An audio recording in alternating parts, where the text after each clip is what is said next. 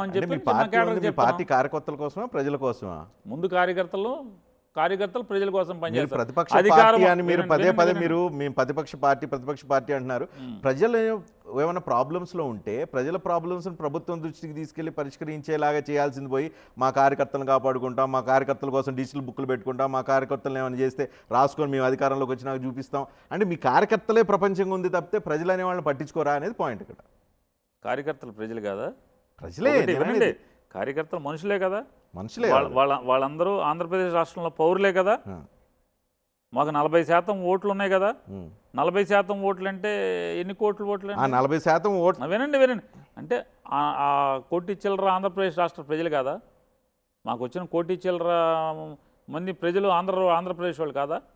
వాళ్ళు పౌరులు కాదా? వాళ్ళకి హక్కులు లేవా? వాళ్ళని వేధిస్తుంటే, వాళ్ళని కాలు రాస్తుంటే, వాళ్ళ హక్కులు కాలు రాస్తుంటే, వాళ్ళని భౌతికంగా దాడులు చేస్తుంటే స్థైర్యం చెప్పడం తప్పేంటి? మోరోవర్ జగన్మోహన్ రెడ్డి గారు 16 మాసాల్లో ఎన్ని అంశాలని ప్రభుత్వం దృష్టికి తీసుకొచ్చారు?